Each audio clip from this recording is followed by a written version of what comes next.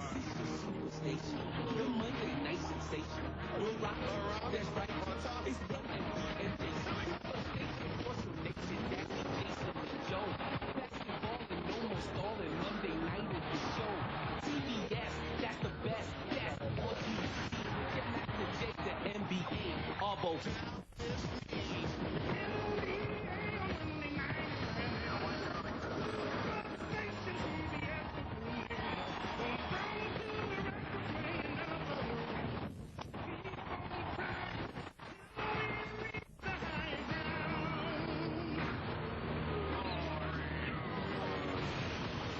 Welcome to the final hectic days of the regular season. Teams maneuvering for position.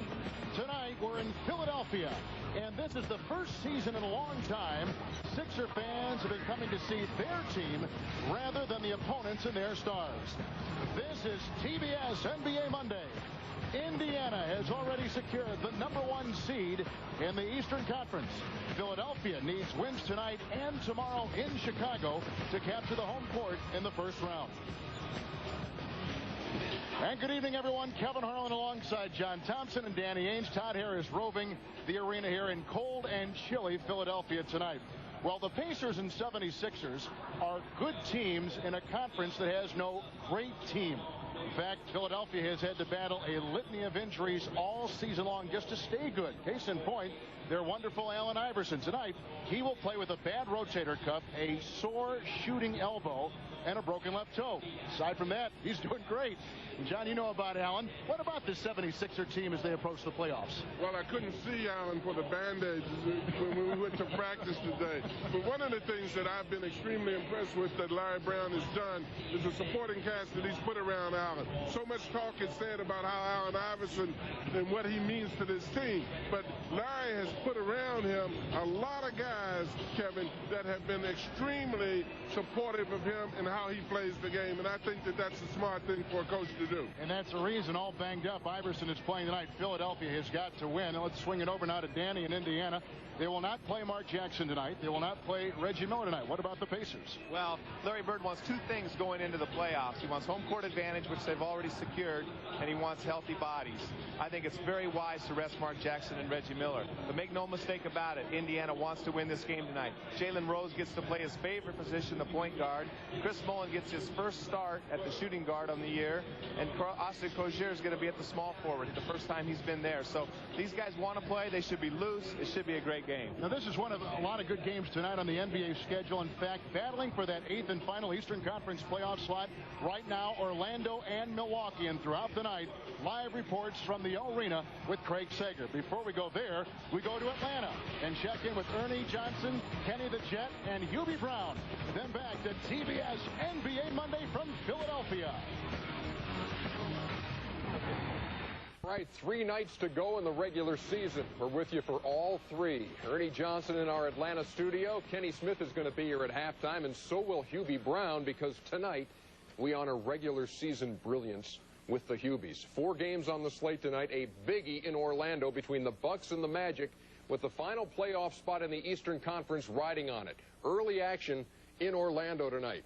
Look at that score. At that point, 22-5, and the Milwaukee Bucks absolutely pouring it on. Rafer Alston goes to the line, or goes through the lane, and makes the bucket 24-9 at that point. And that is our highlight of that game. And you can see Craig Sager down there in what has to be a very quiet arena. What's up with the Magic in a huge game, Craig? Well, I'd like to say they came out flat, but it's like they didn't even come out at all, to be honest with you. They were out-rebounded that first quarter 17-5 at one point, and they also turned the ball over 8 times against Milwaukee. They fell way behind. Doc Rivers called 2 timeouts, benched the entire starting 5. Right now they're shooting just 3 out of 16, for like about 18%. The big crowd, close to sellout, if it was not a complete sellout, was very quiet when they fell behind.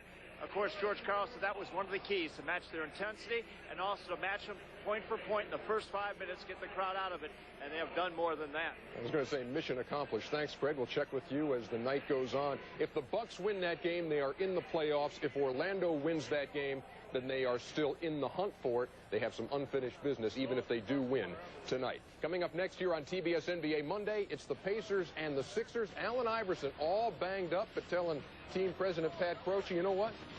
I'm going tonight, trying to get home court in the first round. It's TBS NBA Monday next.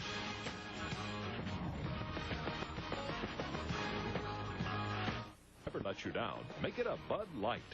By Volkswagen. On the road of life, there are passengers and there are drivers. Drivers wanted. By Napa Auto Parts. We keep America running. And by Daytech Online. The rules of online trading are changing.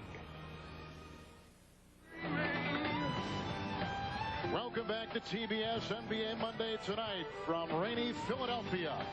The Indiana Pacers, the top team in the Eastern Conference tonight, starting Jalen Rose at the point, Chris Mullin at the 2, Austin Crozier, Rick Smits, and Dale Davis comprise their front line. For the Philadelphia 76ers, Snow, Allen Iverson, George Lynch, Ratliff, and Tyrone Hill. And let's send it over to the Salt Lake City Flash. Todd Harris. Welcome, Todd. Thank you, Kevin. Well, to say the skies were less than friendly to the Indiana Pacers would be a huge understatement. Check out this flight itinerary. After their win last night in Detroit, they board an 11:30 plane. They get halfway to Philadelphia. They have to go back from mechanical problems. An hour on the ground on a new plane later, they finally get to Philadelphia at 4 o'clock this morning. Fatigue may be a factor. Kevin? All right, Todd, thank you. And Danny, you've been a part of travel problems like that in the past. As you take a look at Jackson on the bench, and there's Reggie Miller. They will not play. Miller with a back problem and a right contusion on the right thigh of Mark Jackson. But sometimes, you know, situations like this can bring out the best in a team. It really can. Those guys are right there talking about, oh, I get all your shots in there, Mark. The team is going to be very loose. These guys are happy that they get a chance to play a different position, and that loose, relaxed atmosphere can make that basket a little bit bigger. John, you were talking to Allen Iverson before the game. How is he feeling about things, both for his team and physically, as you take a look at our officials? Well, physically, I think he's very sore. One of the things he said about Indiana, though, is the fact that they have more size in the backcourt and also more speed when they come with Best. So he said it's not necessarily just good, the fact that these guys are out. Rick Smits heard from early, and here comes Eric Snow from Canton, Ohio, working on Chris Mullin. Mullin making his second start of the season tonight. And a pass goes astray as they try to go for Lynch down low. Well, you know, I don't think Mark Jackson is hurting so bad. If this was a crucial game, he probably would be playing. But I think Larry Bird's more concerned that Mark Jackson could sprain an ankle trying to guard Allen Iverson. Wouldn't anybody? Mark Jackson, who played well a week ago tonight against the New York Knicks, and here comes some full court pressure by Philly. Well, and I think they have to do that, particularly with the size of Indiana. You can expect a lot of posting up of both Snow and Allen Iverson. So Philly's trying to extend the defense and put a lot more pressure on them down court. Austin Crozier, who played at Providence with a nice reverse. Great play. You know, Austin, that's a tough play because they're trying to front in the low post, and Rick Smits rooted Theo Ratliff out, so there was no help along the baseline for George Lynch. Crozier vital to the Indiana Pacers, Larry Bird said. Here's George Lynch, who played at North Carolina, over Crozier. Rebound by Dale Davis. Rose ahead, looking for Crozier, broken up by Lynch. Lynch is a nice defensive player for Larry Brown.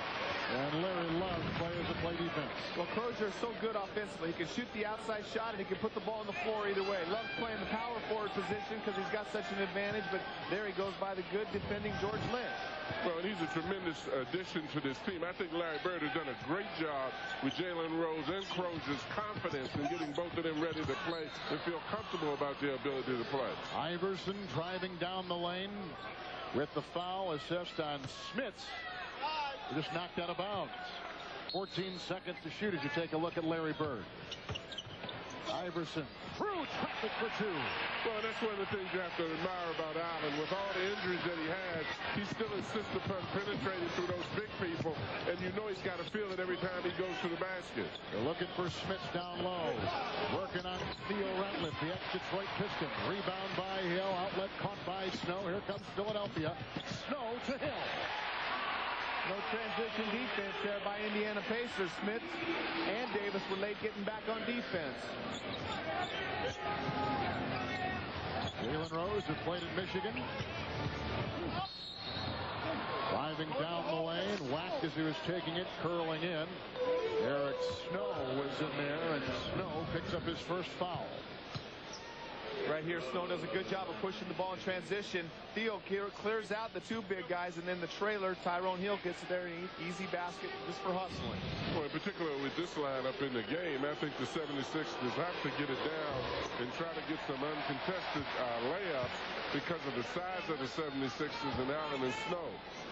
Jalen Rose, who grew up in Detroit, won 3 city high school basketball championships, part of the Fab Five that went to the University of Michigan, starting at point guard, which Larry Brown, when he coached Indiana, would never let him play. Well, again, I think that's one of the things that Larry Bird has done extremely well, is he's believed in this kid and given the kid a lot more confidence. Mullen reaching in as Hill was taking it across the lane, and a foul called on Mullen. That is number 1. And Chris Mullen tonight taking the place of Reggie Miller. The pressure is off Indiana, but is firmly on the shoulders of the Philadelphia 76ers, needing to win tonight and tomorrow to secure home court for the first round of the playoffs. We talked to Larry Brown today. He seems confident, though, John, about his ball club. Well, he was very confident. You know, I was really impressed with the fact that as much as Larry may moan about some things, that he was extremely confident in this group of guys. And he also felt the fact that they play good defense and play together very well. He looks loose talking to Mo Cheeks on the bench. No question about it. You know, the pressure is so much off Indiana right now because that home court advantage is so critical. Not so much in games 1 through 6, Coach, but in that 7th game, knowing that you have your home crowd, that's a big advantage. And both these coaches know, and that's why they both want to. That's why Larry feels pressure to win tonight. Dale Davis hits the shot there. 3 of 5 shooting so far for Indiana. 76ers 2 of 4. Theo Ratliff, who came in a trade with Jerry Stackhouse. Stackhouse to Detroit. Ratliff here, and here comes Jalen Rose off to Rick Smits. And that is a shot that he's very familiar with.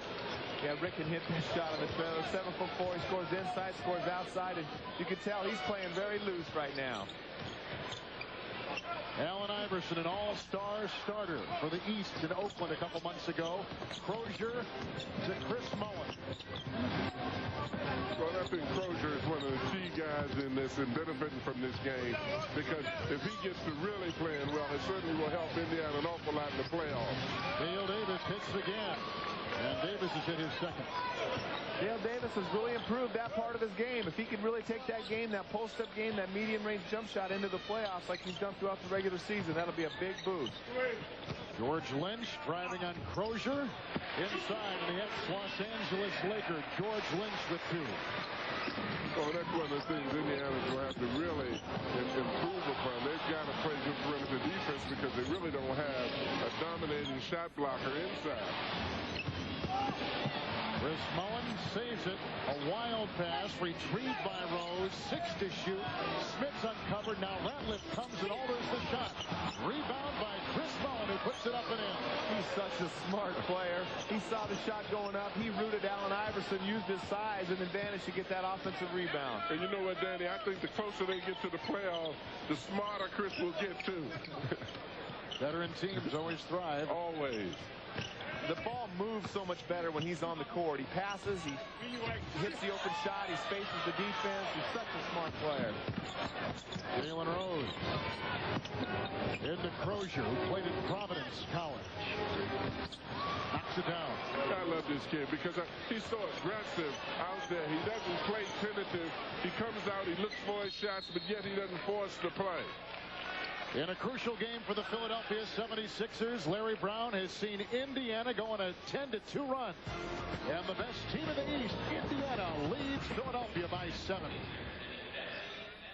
It can X out the Hornets if they win tonight. and, of course, win tomorrow in Chicago. Yeah, they have to win both of the games because Charlotte has that tiebreaker. You know, and the thing to do is to try to play as well as you can play. Sometimes if you come out on the floor and you try to figure out all the scenarios, you end up finding yourself in trouble. You just play well, win the ball game, and let the statistics take care of themselves. Neither team has made a change. Indiana is 7 of 10 from the field. Crozier 2 of 2. Indiana +4 in rebounding, and Eric Snow, truly one of the most underrated guards in the NBA, packs one in. Well, without a doubt, you know, he's an unsung hero out there. He plays defense extremely hard, and he gives the basketball up and keeps things going for this team. Lynch is on Crozier. Shot clock down to 10, under 7 to play in the first quarter. Smith again as Crozier threw everybody down low to him. Crozier's demanding a lot of tension right there. He had a double team with Theo Ratliff and George Lynch, two pretty darn good defenders down there, created an easy shot for Smith. Well, and in practice, Larry Brown was talking about how he wanted to attack the dribble when Smith's post up, but every shot he's taken now has been from the perimeter. Ratliff with the miss. Philadelphia has started 4 of 10. Rose to Crozier. Across the lane, triple team with a nice fake to free himself. What a play. I told you guys before the game, that guy's getting a start, man. He wants to start his job. Plus, he's a free agent this year. You kidding me? This is a big game for Austin Crozier, Jalen Rose, and Chris Mullin. Well, I think he's taken Danny already. Jackson's share the shots already. Iverson trying to take it inside. Smits was lunging in. And the foul called on Rick Smits is Iverson with just 2 points so far. That's the first on Rick, and we'll see Allen Iverson at the free throw line. You can't see his injured as you take a look at Larry Bird, but that white wrap there on that shooting elbow, if you took that off, you would see an elbow the size of a grapefruit. I mean, it is really swollen, John. Well, it is very big, and as he was showing you and I before, you know, the game started, he can't get full extension on the elbow, on his shooting arm. It's 2 right there. And the 76ers, who have won 4 consecutive games and 8 in a row at home, are trailing Indiana by 7. Rose to Mullin. Chris Mullin right between the eyes. Well, Iverson was there to contest it, but Mullin is so much bigger and doesn't even fear that Iverson's going to contest his shot. Rose has 4 assists already. Well, he has 4 assists, but he doesn't seem to be attempting any shots. When you put him in the point guard position, his role totally changes because he's been an offensive force with them in the last few games, but now he's not taking shots. George Lynch knocks that down. Lynch is coming off a 17-point, 15-rebound game against Detroit. Jalen Rose with the miss. He must have heard me say he wasn't making shots. Snow to Iverson. 7-4 Rick Smith snares it. He's got 3 rebounds. It's such an advantage to have a big guy like Smith who can step out and shoot that jump shot because they got post-up at their guards and forward position. There are post-up advantages. They almost have post-up advantages in every position when you look at Indiana here. Ball into Smith. Rebound by Tyrone Hill, the ex-Cleveland Cavalier and Milwaukee Buck. And here comes Snow working into the defense. Mullin swings it to Lynch outside. 38% shooting for Philadelphia.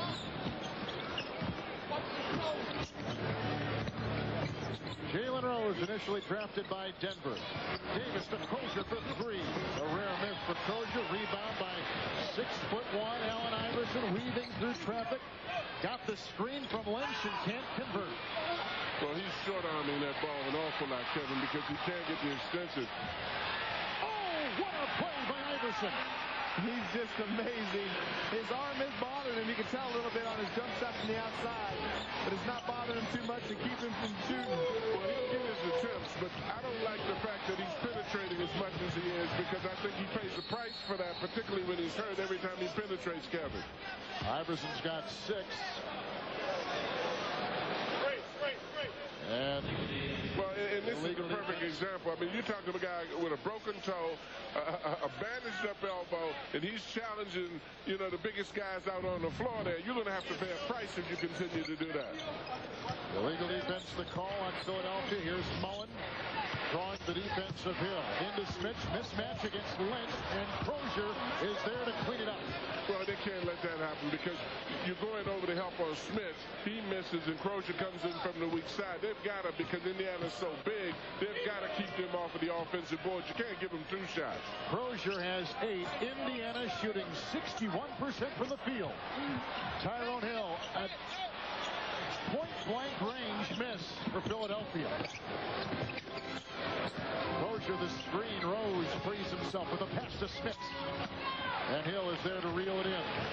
76ers have got to get in the open court and create some offense with their speed because they're playing a slow-down game right now, and the advantage goes to the bigger Pacer team right now. Well, I think one of the things has to happen, Dan, is 76ers feed so much off of Allen Iverson that he's not going extremely well, that he's got to get started to instill confidence in the rest of the players. Rick Smith hit from there before, hits there again.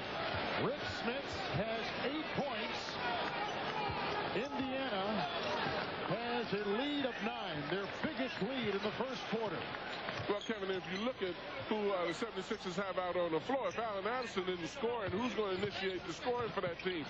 The other side of the floor, Indiana has several guys that are very capable of putting the ball in the basket. Another turnover for Philadelphia. They've got 2. Nice steal inside Ratliff. Touche says Mullen for 3. Chris Mullen from outside. He's got 7 in his second start this season. And they're playing so loose. I mean, they had a 3-on-1 break right there on the steal, and Mullen jacks up a 3. After he shot that 3, looked over here at the scores table. I thought he was telling me, Danny, just like I used to do against you when I was at St. John's. The 5-time All-Star, the 2-time Olympian, 36 years of age and looking better than ever.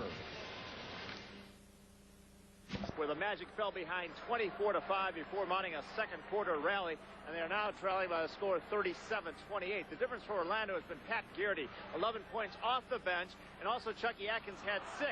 They're also playing Chucky Atkins and Darrell Armstrong together, 2 very short guys who could be playing in the 6-foot and under league. That's the latest here for Orlando. And Kevin, I miss you. What's happening back there in Philly? All right, Greg, thank you very much. Orlando was trailing 20-3 early in that game, and now they've come back and closed the gap just a bit. Well, that's the energy level. If the pace of the game gets up, the way Orlando plays, they pressure, they run, they can make up differences, and they can lose leads very quickly the way, the tempo that they play the game, Kevin. Here it's 27-15. Indiana is on top with 2:01 to play in the first quarter. Sixers had a 1-point lead early on. Eric Snow is in there. Neither team has made a substitution. No Reggie Miller tonight. No Mark Jackson, both out with injuries. And Eric Snow missing. Rebound by Rick Smith, and he's got 4. Well, right now, you see Chris Mullen going down to double team in the low post. They have no fear from the outside shooters. They don't care if George Lynch and Eric Snow shoot those outside shots. And at the other end, Indiana has 5 offensive players, guys that are scoring in there. So they have to double team, and you can't leave anybody open. There's a turnover. Mullen picked off by Lynch. It's Snow off the Hill over Crozier. Another rebound, number 5 for Rick Smith. Jalen Rose working through traffic. First year he's been a full-time starter after coming off the bench the last 3 years. Iverson the other way. And he's got 6. Mullen knocks it away. 1:02 to play in the first quarter. Well, and Kukoc is coming in the game now, and I think that that's extremely important because Philadelphia's in a position where they're relying so much on Allen Iverson being able to score. And as Danny indicated, if you look down at the other end of the floor at Indiana, they have about 5 different options of guys that can score on that team. And this is a big move for Philadelphia, bringing Kukoc. He's such a complete player. He scores in so many different ways. He threw that inbounds away. The alert Chris Mullen with a twirling play. And Mullen has put in 9. He's so under control, and he's so smart and clever in the passing lane. I'll tell you another guy that's going to help Philadelphia scoring-wise right now is Aaron McKee. He's an offensive threat out there, and it's going to be tougher for them to double team. Iverson takes it inside. So let's set Philadelphia for you. Kukoc, Iverson, Matt Geiger is in with Aaron McKee, who Larry Brown loves, and Tyrone Hill. And here comes Jalen Rose. Sam Perkins and McKee are in for Indiana. Rose with the miss and a foul called inside. Well, it's interesting. Even though Rose can handle the ball, even though he can pass the ball, it's always difficult when you put a guy in a point guard position to know when the play is on him. You usually either end up taking all of the shots or you end up distributing the ball and not looking for a shot at all for yourself. And that's the difficulty when you go into that position. So here's Rose. In the last 16 games, he's been on fire since the All-Star break. He's averaging 5 more points a game than Reggie Miller, who, Danny, has led Indiana in scoring since the 89-90 season. Yeah, and you know, the greatest thing, I think, is that Reggie's been willing to let Jalen share in that. And the other thing is that down the stretch, a lot of times Jalen is the go-to guy, which is really amazing for the success that Reggie's had throughout his career. Well, that's the thing that has surprised me, too, Danny, in watching him. And it shows the confidence that Larry Bird has in him, that when he needs the shot at the end, he has been going to Jalen Rose. Shot clock at 6. Matt Geiger inside. Geiger had knee surgery early on, but has been more consistent the last couple games. Final seconds of the first quarter ticking off. Rose against Kukoc. No look to Crozier with the fake and a foul. And Geiger drops the anvil on Crozier inside, and Crozier will go to the line. Crozier has so much energy. He's just diving to the basket, just begging for the ball. He really wants to score, and he knows that it's okay for him to take shots. And that's great confidence in a young player to have. Well, it was a great pass coming off of the dribble. Jalen got that up and got it to him. I love the fact that Crozier can not only get his shot off of the dribble, but he makes the cut. You know, he uses the screen. He can do almost every phase of offense to get open to get his shot. Getting 2 free throws right there is free throw shooting he's very proud of. Practices incessantly. Kukoc at the buzzer.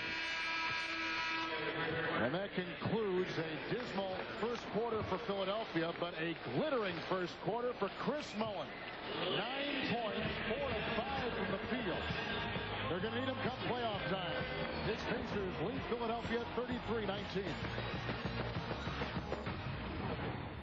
Atlanta, wild night in Orlando. The Bucks were on top 20-3. They were on top 24-5, 24-9 after 1. Look at the Magic coming back. 3-pointer for Darrell Armstrong cut the lead to 2 in the second quarter.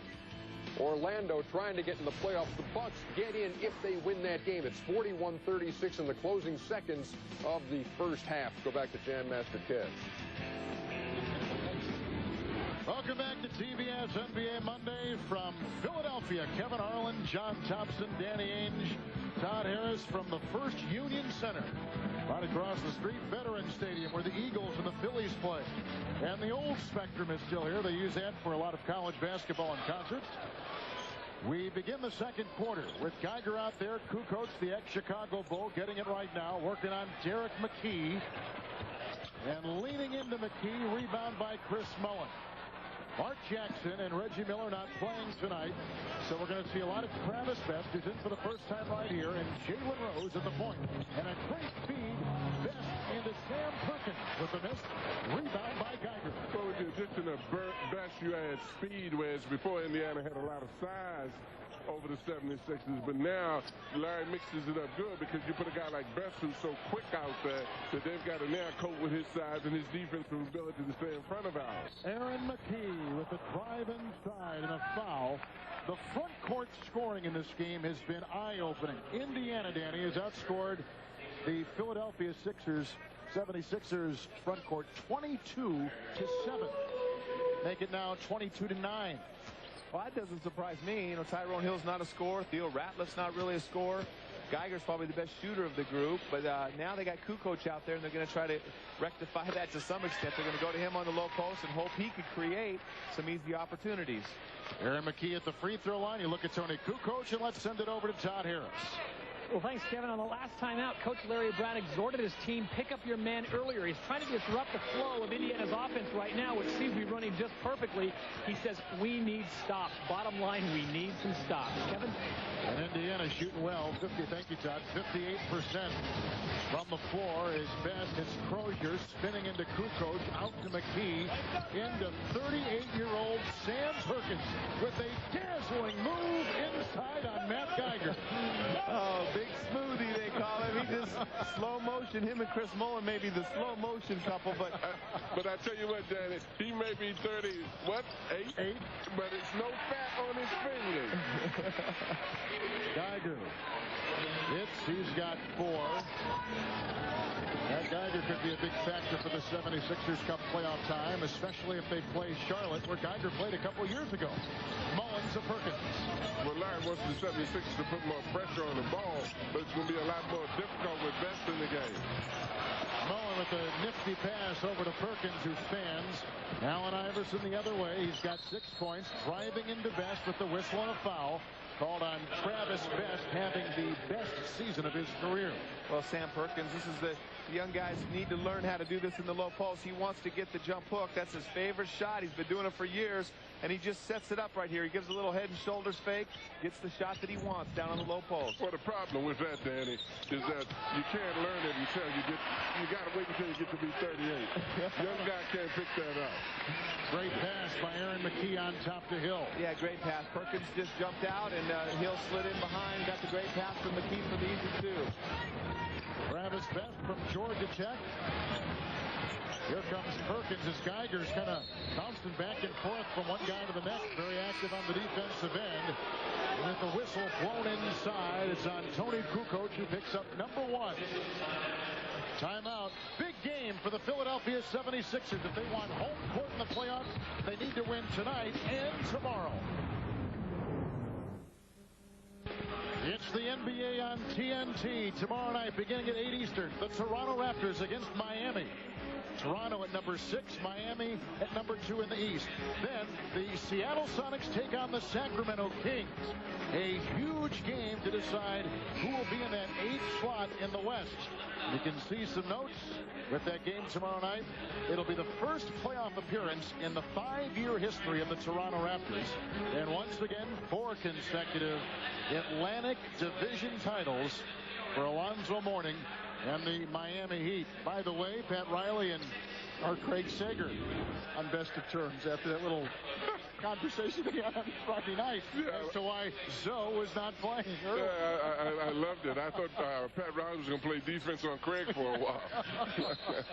Well, a bigger concern is Tim Hardaway's foot. He re-injured it yesterday in the game, and they really need a healthy Tim Hardaway to have any chance. Well, they've got to get some outside shooting going, too, because Alonzo's going real well inside, but you've got to get some guys outside to drop some baskets in so that it takes the pressure off of him inside. Like Austin Crozier right there. He's gone 5 of 6. Well, that guy, he just scores in so many ways. I mean, he shot 3s. He's done it all tonight, and he's very difficult to defend because he's quick off the dribble, and he can knock down that medium-range jump shot. Here's Geiger with Crozier there, and Crozier picks up the foul, trying to guard Geiger. Crozier in his 3rd year. Not much his rookie season, the walkout last year. But this year, he has really emerged, and he is now one of the prime candidates for not only most improved player in the NBA, but also that 6th man award. Well, and I give Larry Bird a lot of credit for that, because I think a guy that's with that kind of experience in the league feeds off of his coach an awful lot and what he believes in him and how he thinks that he can play. Good Snow hitting again from outside for Philadelphia. 10-point game. Biggest Pacer lead tonight has been 14. Indiana shooting almost 60%. 42% shooting for Philadelphia. It's Perkins to Rose. They're looking for Crozier, and they got a good defensive stopper, Lynch, on him now. That's a battle outside the lane. Jalen Rose inside, playing the off guard right now. Rebound by Kukoc. Well, Jalen hasn't got it off offensively yet. He's trying to get his feel for the game, playing that point guard position. And even though he's a 2 guard, he's still handling the ball a lot with Travis Best out there.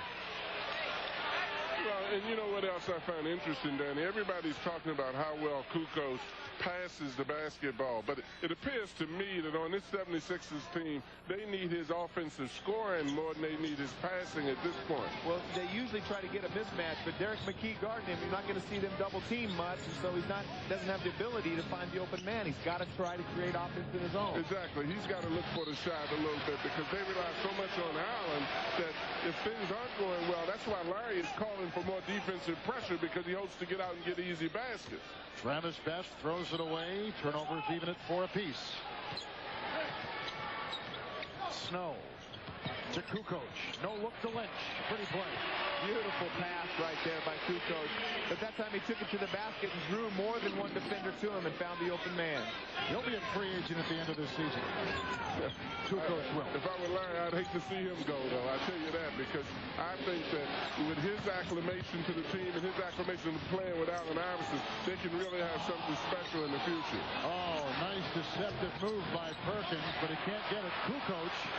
The rebound to Snow, to McKee, and Geiger. Perkins was steamrolled by McKee. And McKee comes up hobbling, and McKee picks up the foul.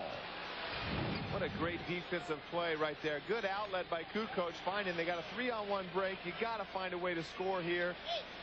Great defense by Perkins. 38 years old, nothing to play for, still giving up his body. And hurt his right knee a week ago last week in New York's Madison Square Garden. Hurt his right knee. He says it's never felt that way before, but he's out there playing tonight.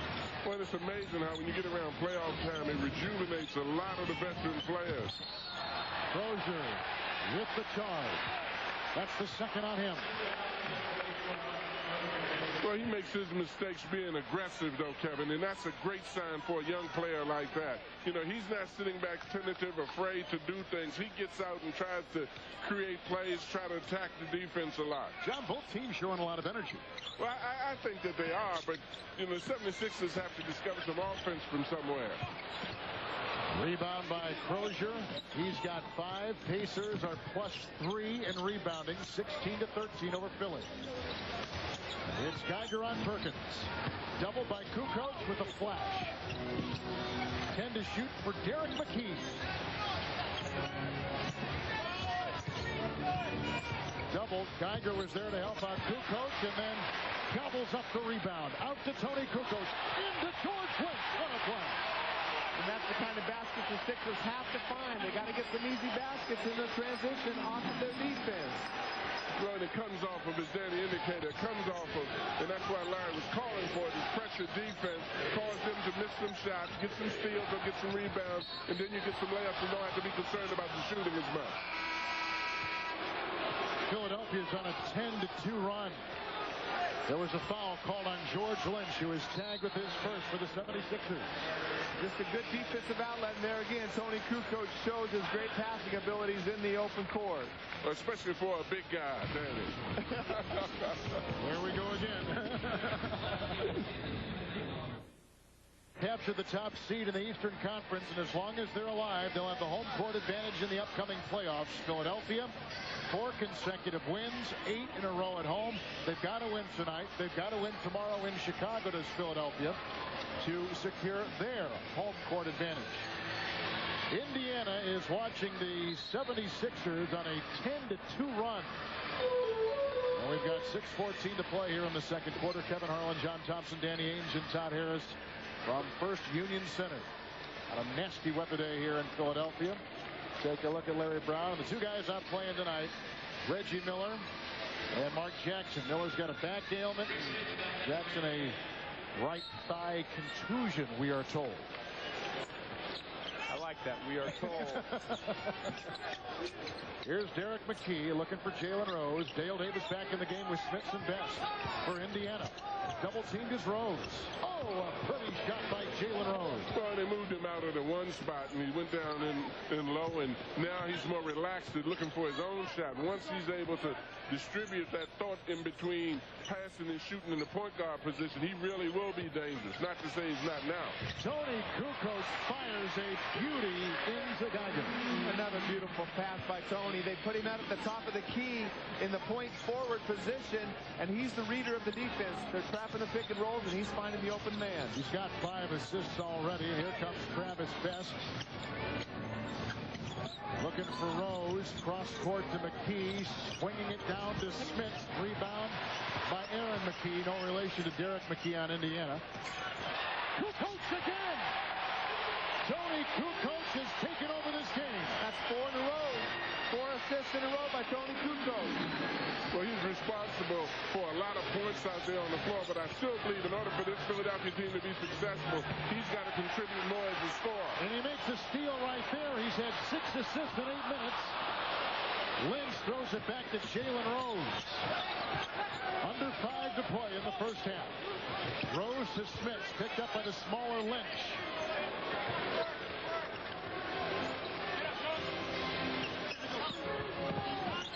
Kukoc almost had another steal. Jalen Rose. Dale Davis with a big rebound, a fresh 24-second shot clock, and Travis Best swings it over to an uncovered Jalen Rose for three. McKee the rebound. Great offensive rebounding. Well, and that's the thing that happens when you try to steal the way the 76ers are doing, Danny. A lot of times it doesn't leave you in a position to box out, and the team is in a position to get a lot of offensive rebounding. And the biggest Indiana weakness may be offensive rebounding. Right. Indiana's the 28th worst offensive rebounding team in basketball, but just a little bit different lineup without Reggie and Mark Jackson out there.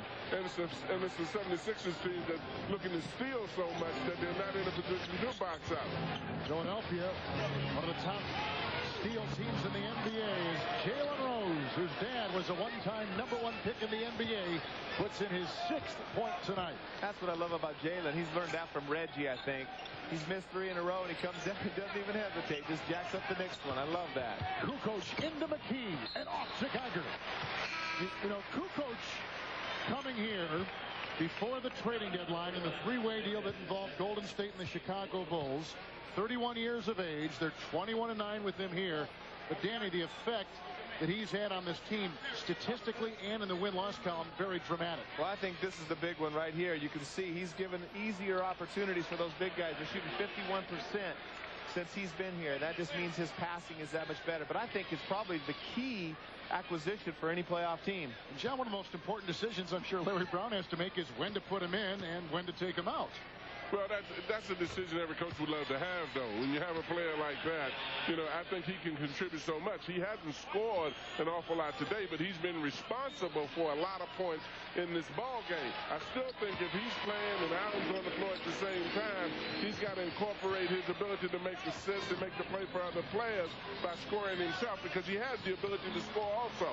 He had 6 assists in 8 minutes. And I don't think it's that hard of a decision. I think you play him as much as he can. Exactly right. Iverson back in. Here's Rick Smith with a twirling shot that goes down. Well, that's about the first time he's taken a shot in the post. Larry practiced a lot in talking about how to defend him when he posted up, when Crozier drive, and also when the other people shot outside. But he's been outside shooting most of the game. By the way, Kukoc is set to come back in, still gasping for air. Allen Iverson playing with a broken toe, a bad elbow, and a banged-up rotator cuff. And probably some other ailments we're not sure of. His body is falling apart. Timeout taken with under 3 to play in the first half. It's Indiana leading Philadelphia 45-37. Internet.com. Get totally free internet access. Download freeinternet.com because the internet was meant to be free. And by Chrysler, engineered to be great cars.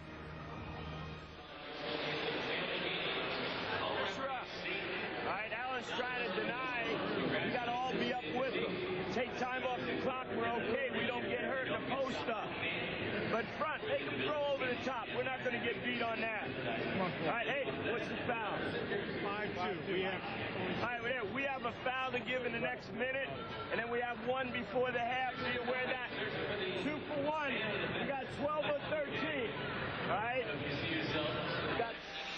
Well, right there he's telling them to front, and Coach, that's another reason why they've been getting beat on the offensive boards, is sometimes they're fronting that low post. Well, and that's definitely true. One of the things he was also saying is that Allen is picking up full court. He wants the other players to come out and pick up full court to try to prevent them from being able to get an easy basket in the post position. It doesn't do any good for one guy to press full court if the other guys aren't up also and putting pressure up there. John, what is it with Allen Iverson at the free throw line? We just saw Larry Brown. What is the relationship like between these two? Well, I think they have a great relationship. You know, people misunderstand the fact that when guys have disagreements, you have disagreements within your family. I definitely think they have a good relationship, but it's always going to be a fussing relationship. It's nothing to it, Kevin. Here's Best out there with Smith, Davis, Derek, McKee, and Rose. And as the penetrating Best takes it inside, he's fouled by Iverson, who picks up number 1. Well, that was the thing that Allen was saying about having Best in there. Mark will try to post them slowly by backing him in, but Best is quick enough to penetrate very quickly, and Allen's got to play better defense and stand in front of the man. It's good strategy also by Larry to go to Travis Best and have him run some pick and rolls and make Iverson play some defense. They're looking for Smits inside. Touch pass back to Derek McKee, who is playing with a torn tendon in his ankle. He is half the player he should be on defense, but he hits a three right there on offense. He's done a pretty good job one-on-one defending Kukoc so far, but he's not the same player that he was earlier in his career. Wipe it away, will not count. With an Indiana foul assessed on Jalen Rose, tagged with his first. We've only had 16 free throw attempts here in the first half. Not that much as Eric Snow prepares to go to the free throw line. I think we talked about it before, John. Truly one of the most underrated players in the NBA. Truly among guards, great defense, and one of the great on-ball defenders, in fact, in the NBA. Well, he's the type of player that a coach appreciates, Kevin. He does all of the things that assist other players. He does all of the things that are not recognized. Out playing defense, out getting loose balls, running the offense, getting the ball to the proper people. Coaches appreciate that kind of player. You may recall his brother Percy played NFL football at Kansas City and a couple other teams after being the Lombardi Award winner out of Michigan State. He also allows Iverson to play some of the weaker offensive players so he can focus more on offense, and Snow will defend the toughest of the guards, the point guard or the two guards. Nice fake by Theo Davis with a right-handed sledgehammer for two. Great play by Davis, but you know, Ratliff is a shot blocker, and you can get him off his feet with some ball fakes anytime. Snow to Hill. Ratliff is in. Kukoc is in the game as well. And here's Allen Iverson, picked up by Best. Shot clock at 7. Trying to wiggle his way inside. Hill with the miss.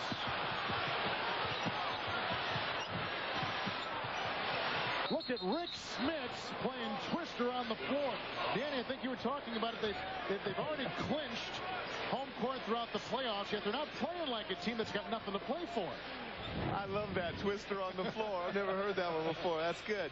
No, they are going after the ball. I don't see any sign of Indiana tanking this game in any way, shape, or form. They're playing hard. Allen Iverson's got the bad elbow, the bad knee. Those guys are on the floor going after that ball. This game means something to these guys. Well, and I thought Allen grimaced when he tried to go by Best that time when he hit him because of his elbow being as sore as it is.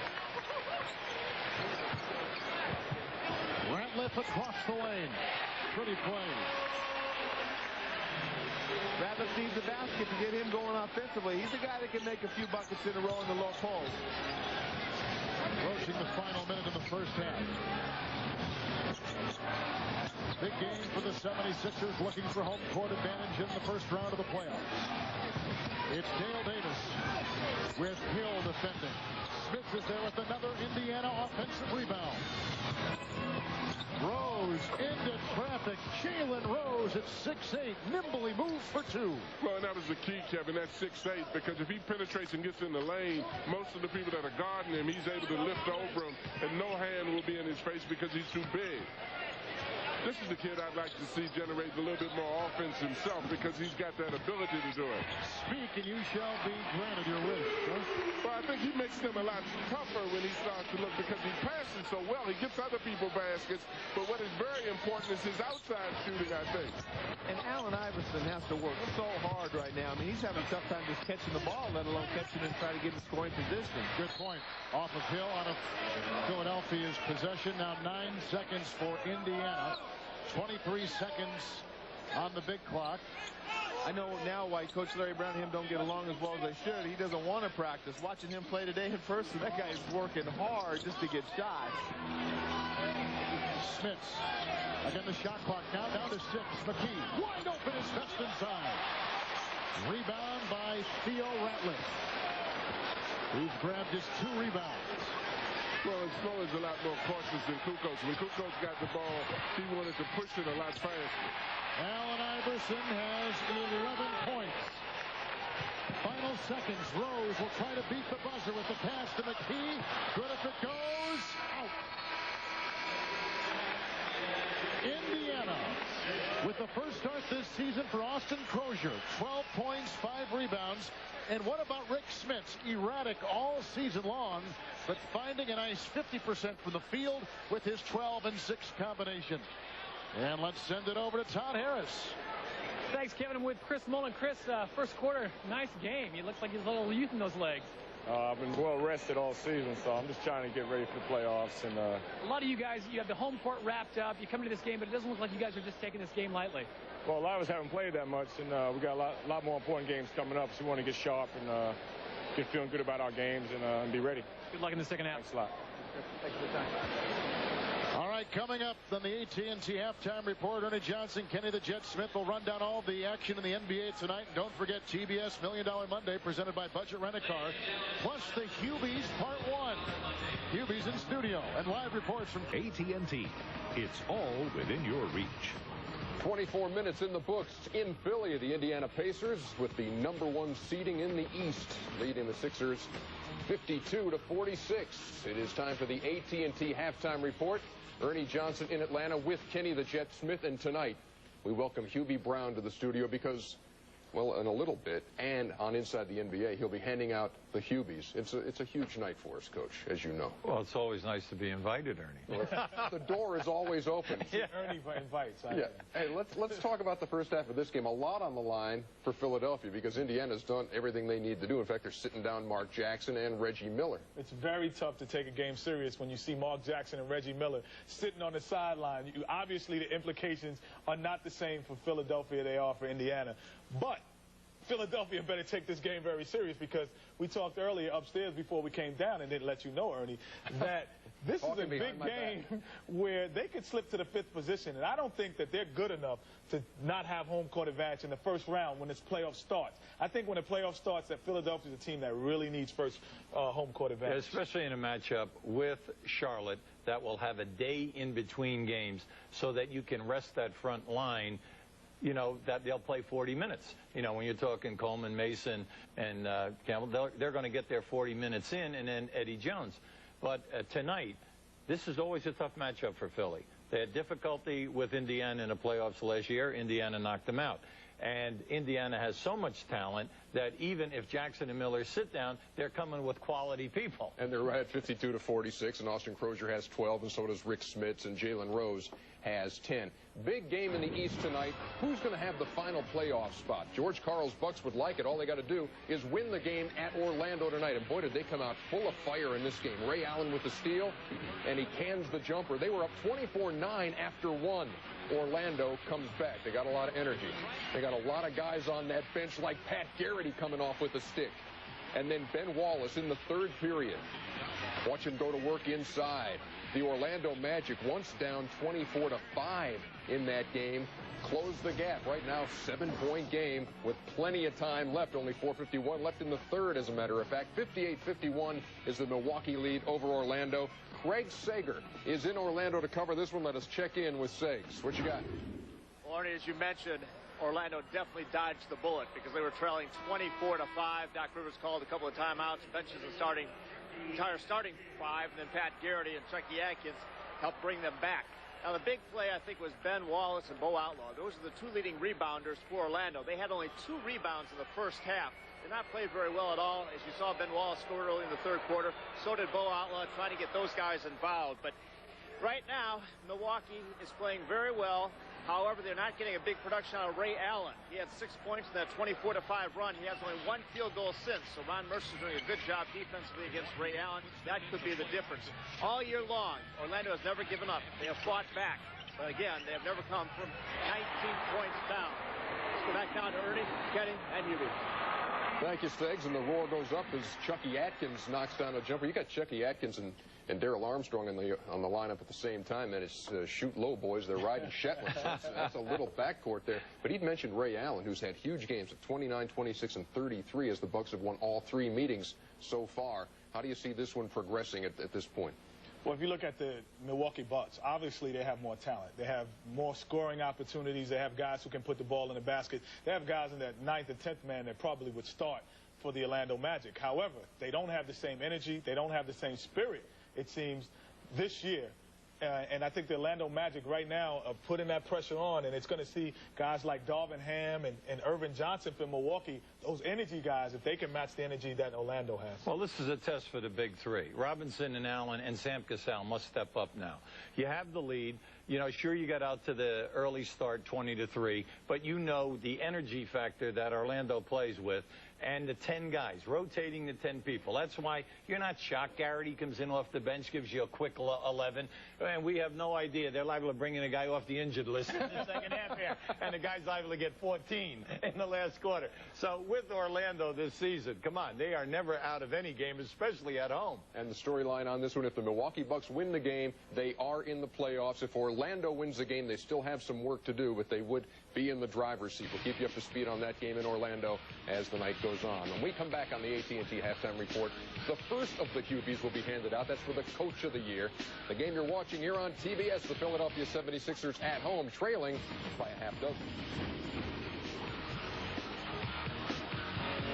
No, boy, I tell you, winning a Hubie for me, I don't know. I made the All-Star team one year. I think a Hubie would be more important. I've strived to be the best. And if you can get a Hubie, that would validate that. It is absolutely amazing. And he just might get it. This thing has taken on a life of its own over the last few years. It is the talk of the league. I heard you even going to have like the top analysts and the top sportscaster. You know what happened? So you be a top analyst here. You're going to be a coach pretty soon. Ernie's going to be looking for another guy in your chair. Come on. You realize how many guys have bounced from this chair into the coaching ranks? It's a real springboard, is it not? Anyway, we want to get into the Hubies. We're going to have a bunch of them on Inside the NBA, but let's get things started, Coach, with, well, your corner of the world, coaches. Let's get this thing going. Well, Ernie, it's a difficult test to pick out 5 guys. But number 5 for me is Flip Saunders at Minnesota. Did an outstanding job. Started the season a little slow. 4 key guys up front injured. They are the masters of winning close games, and that's always a tribute to the coaching staff. Next, this young guy has done a magnificent job. 52 wins in spite of adversity. No Kid, no Gugliotta, no Chapman. He's given them defense and discipline. And here the old-timer. They take this guy for granted year after year. Another division championship as he brings in Armand Gilliam and Polynice and the club, the old 3 guys, the standbys are doing it night in and night out. Now, this guy has had a sensational year. February, March, and April, how about 33-3? 3 winning streaks, 19, 16, and 11 games. There is a ton of talent there right now, and he's on his way to a potential NBA championship. But to me, the coach of the year is Doc Rivers. Anytime that you are rotating 10 guys and 5 of them have never been drafted, then you know that the coach is working a major miracle. He's in every game. They're 40-40 going into tonight. And then you have to look at this and say they are $18 million under the cap. He has a team that's run on a shoestring, and we all know that the leader of this is the coach. Now, what were the chances, Hubie, back in November of you thinking, yeah, when I give out the Hubies, Doc Rivers will probably be the coach of the year? Well, you know, Ernie, over the summer, everyone said, come on, 27 different transactions, 30-some-odd players. What are they doing down there? Even Doc questioned whether or not he made a mistake. Right. Because he said, hey, I didn't anticipate this. I thought I was going to have, you know, the Big 5 from a year ago that tied Indiana for the best record in the East. So when they went to this type of a team, I know what this is all about because it happened to us in Atlanta many years ago. And what it is a great communication with 10 players and the coaching staff driving them, and the players respecting the energy and the preparation put in by this coaching staff. And you can see it night in and night out. A new guy steps up invariably to win a ball game for them. And it's just nice to see because Doc and his staff knew, and then 10 guys have gotten it together. Beautiful. Well, I have a discrepancy. Oh, that's all right. I don't understand how Paul Silas from the Charlotte Hornets can be left off. And Scott Skiles did a great job. But he has a world of talent up there to me. I think that when Paul Silas came in, he wasn't sure what he had up there. I think he could have slid in, and even some dark horse guys. You think of what a guy like Rudy T done with the Rockets. All of those injuries, and he has those guys playing down at the end. I think even guys like that should get consideration. Not winning the award, but some consideration. Well, unfortunately, you know, like when you go and you have $1 and you go into the ice cream that has 32 different flavors. Exactly. You know, unfortunately, you only can buy so much, you know, for $1. Well, I only have 5 places here. Okay. Right? And so I'm trying to be objective about this. I understand they stopped the game in Orlando to present Doc the ball. And a Hubie. Back to put the wraps on. I'm waiting for my Hubie. I want my Hubie. In just a second.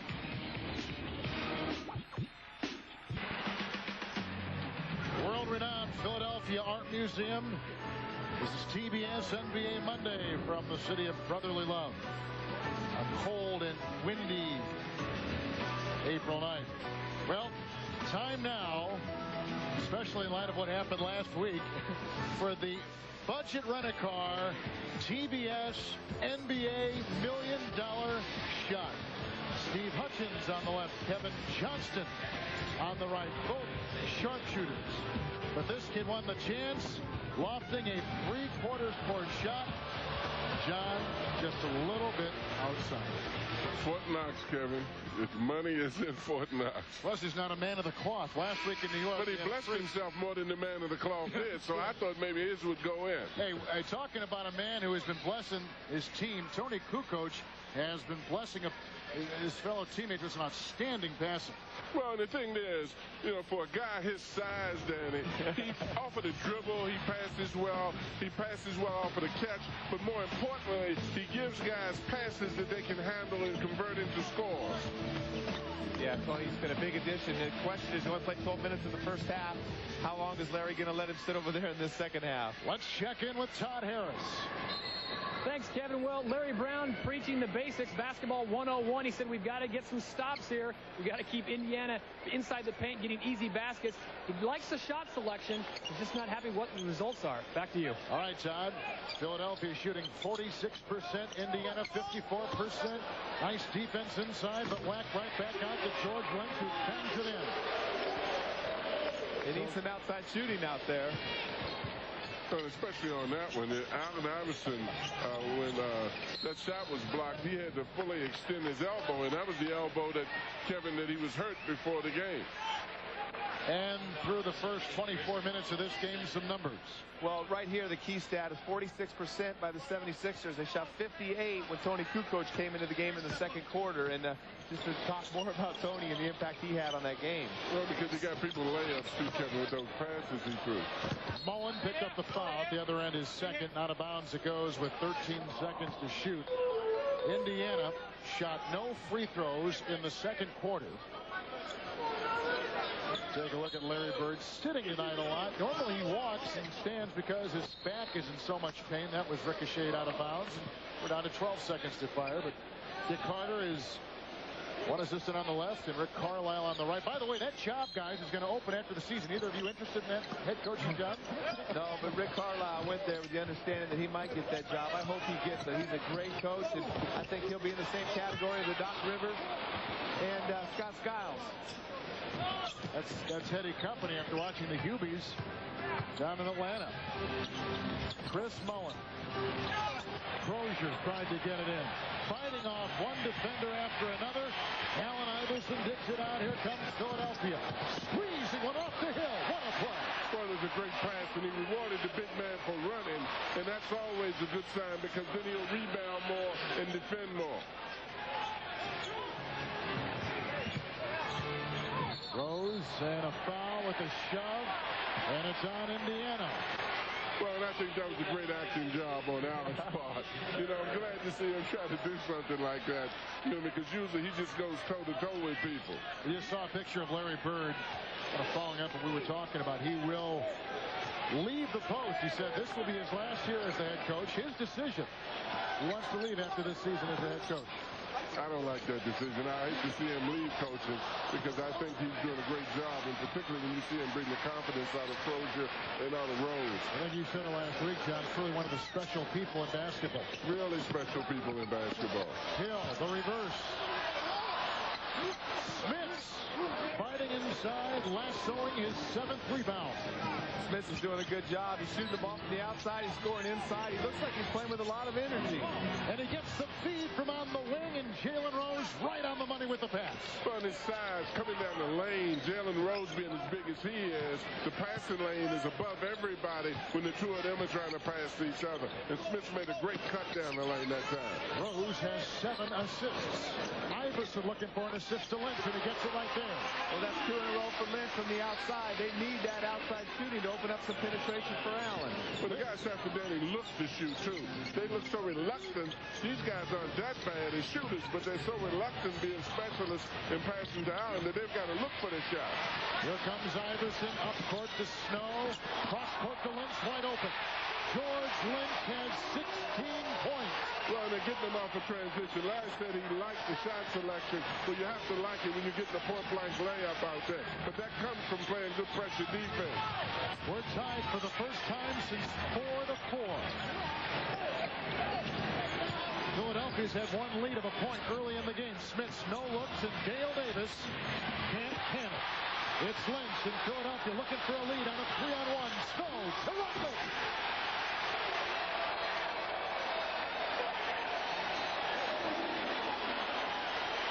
Philadelphia has the lead.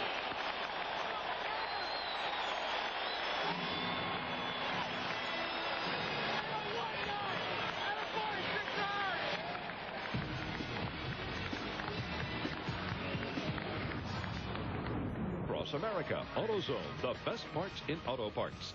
And by the new film U-571, starts April 21st at theaters everywhere.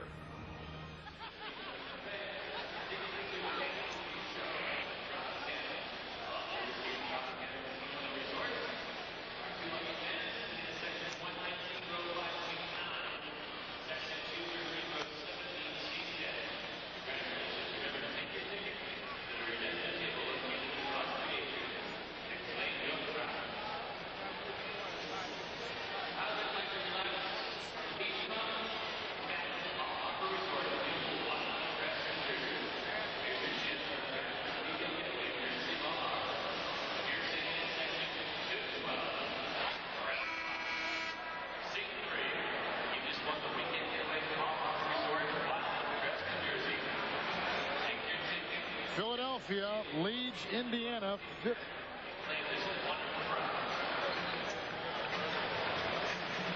Philadelphia leads Indiana 56-54, and since late in the second quarter, the 76ers, Danny, on a 14-2 run. Well, their defense is really picked up. They got their defensive lineup out there with Eric Snow and Tyrone Hill and Lynch and Ratliff and Iverson, and they're doing a much better job defensively, and they're getting some easy baskets in transition. Smith's looking for Rose, and that worked out well. Well, they utilized his size so well. That was just the opposite of what happened before. Smith's got it, hit a big Rose cutting down against a small guard. Tied again at 56. Iverson pulling up his britches and taking it down the lane, getting the loose balls. Crozier is there. Firing to Ratliff. Swings it outside to Lynch with the Tyrone Hill screen. Ratliff with the offensive rebound. Well, I think that was a pass. Allen was trying to throw Lynch an alley-oop, but got into traffic and had to force up a pass. Mullen is on Snow. Screen by Hill. Look at Snow carrying his way down the lane. Dale Davis is there. We're tied at 56. Good defense by Indiana right there, but you can see the difference. They can't really get anything going in transition. Not quite as swift a feet. Smith did not catch up with the pass. Well, and Danny talked about how swift they were. I think that's one of the problems with them getting back in transition defense. They've got this big lineup in, but this lineup is slow. When Philadelphia does get a rebound or stolen ball, Indiana can't get back to stop them. Iverson and Rose jousting. And a foul out on the perimeter. Nope, illegal defense is the call. That's the first on the Indiana Pacers. It's a good job by Philadelphia in the last possession to front that post. Larry Brown kept talking about it in practice today and talking about it in the timeouts. And they got the turnovers, and they're having a tough time getting the ball to the player they want on those mismatches. Here we are tied at 56. Philadelphia needs to win tonight and tomorrow for a home court first round as Eric Snow feeds Ratliff.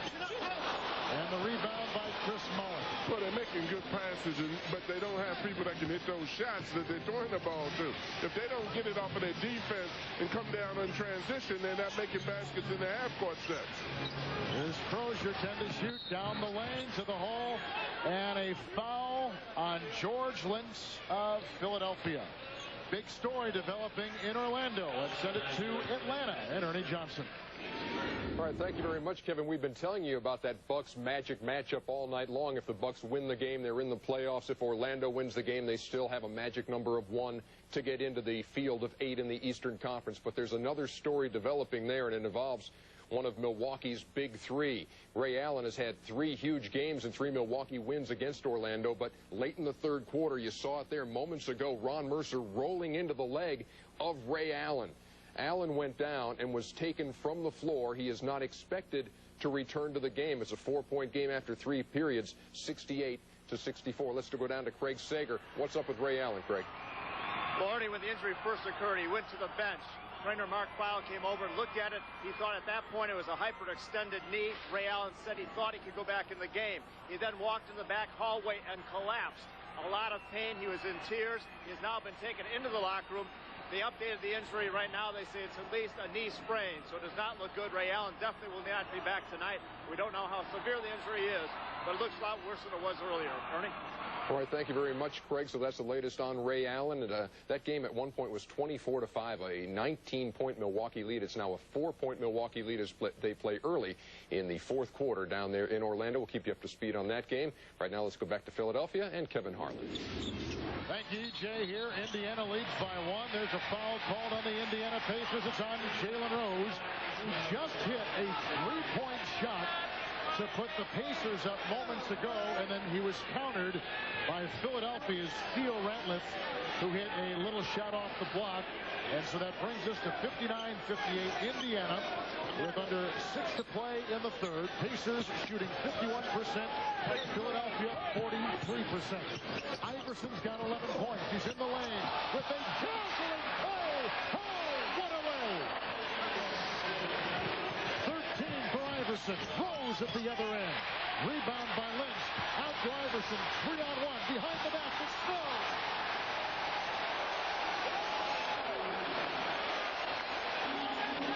Well, Iverson's got this crowd going right now. It was a great up and under over the 7'4" Rick Smith. You got to love this guy's heart, and the Sixers right now are just playing with a lot more urgency. Well, and he's playing through pain. That's the thing. But this guy, Chris Mullins, is accustomed to shooting the basketball also. Oh, I love that shot right there. The crowd's going crazy, and he just calmly hits with 3 feet behind the line. He's got 2 threes tonight, 12 for the game. Allen Iverson puts in a 3. 16 points for Iverson. Well, I think the little guy's warmed up that sore elbow right there. This is like a playoff game tonight. It is like a playoff game. And Iverson right now, like I said, they're playing with so much more energy defensively. They're undersized at every position. We'll see how long that they can play with this kind of intensity. Iverson is all over the floor. Well, and if you're looking at him, I mean, he's penetrating. And as Danny said, you know, he scoops under 2 big guys. He's shooting outside. He's grimacing after the shots, but he's taking the shot, and he's making it. Ratliff was whacked by Smits, and a foul called on Rick Smits. It's number 3. Remember, Iverson playing with a broken toe, a bad rotator cuff, and a banged-up right shooting shoulder. Well, somebody forgot to tell him that, though, didn't they? And then he just knocked in this 3. Yeah, it doesn't look like the sore elbow right there. Full extension, nothing but net. 16. Iverson is averaging 28 a game.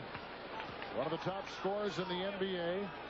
Here's Theo Ratliff at the free throw line for Philadelphia. The 76ers come in having won 4 consecutive games. 6 of their last 7, but 8 in a row at home. That's why home court, should they face Charlotte, will be so key. It is going to be key. You know, home court, again, that deciding game is the most important game. But they got to have home court, I think, if they have a chance of beating Charlotte. I think whoever has home court will win that series. And Philadelphia has to win tonight and tomorrow in Chicago to guarantee it.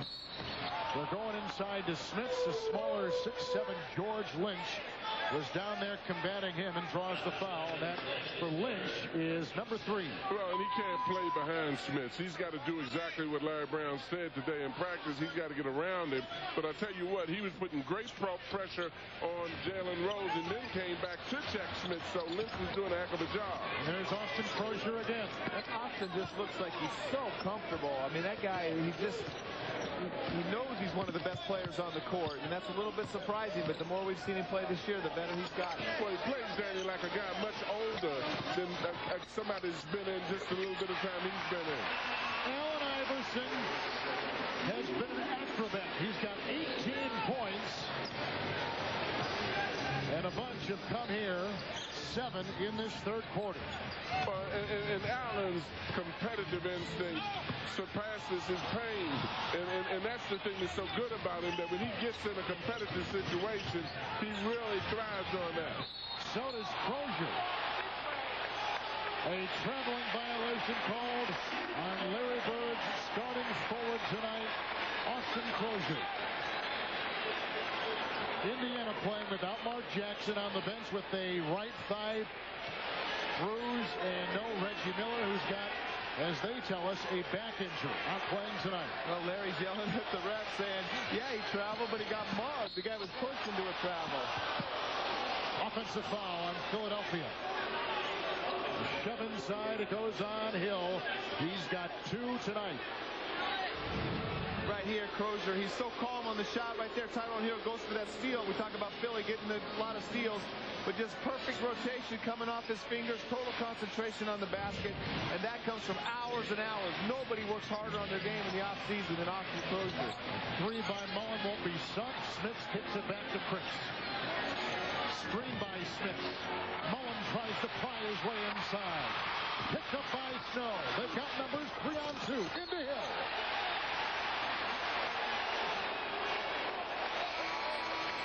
The Philadelphia fast break, Danny, is shifted into a whole other gear in the third quarter. Well, that's the one advantage they have, is speed.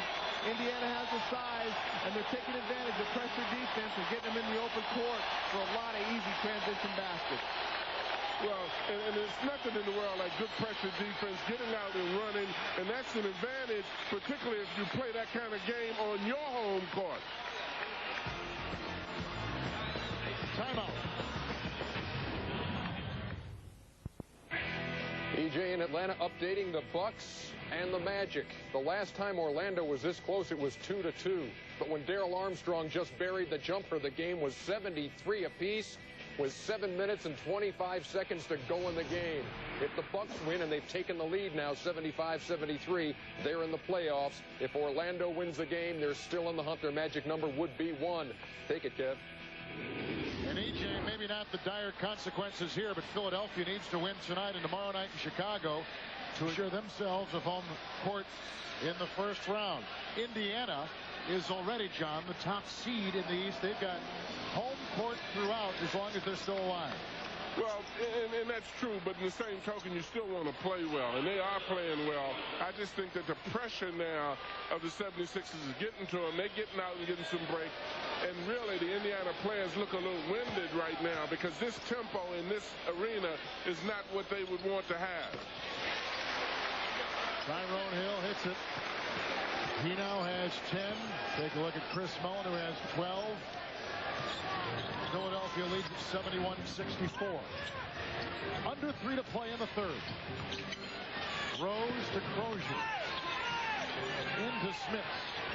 Rick Smits, who's had a very erratic season, has really leveled his game and playing well tonight. He's playing very loose tonight, and he's got a size advantage in there. Doesn't have to put the ball on the floor to allow the double teams to get there. And when they can't front him, he's going to be able to get a shot anytime he wants. Well, especially if you're putting as much pressure on the ball as the 76ers are on the perimeter, the center's going to be wide open once the ball gets in there. Ratliff the miss. Illegal defense is blown on Indiana. That's the second.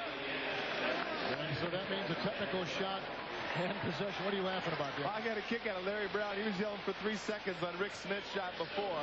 And then down here, Theo Ratliff was just standing in the lane, caught the ball in the post with 1 foot inside the lane, and I counted on myself 5 seconds.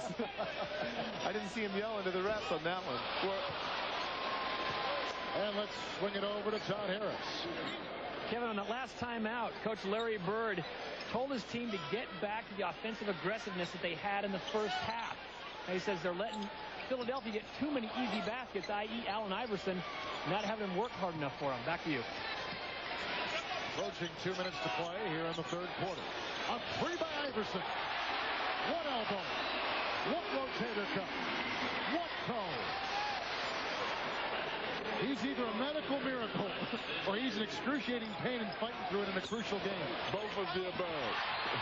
Great rejection by Theo Ratliff. Well, Allen was having a tougher time scoring with Jalen Rose on and making him drive every time. It's tougher for him to create space for his jump shot.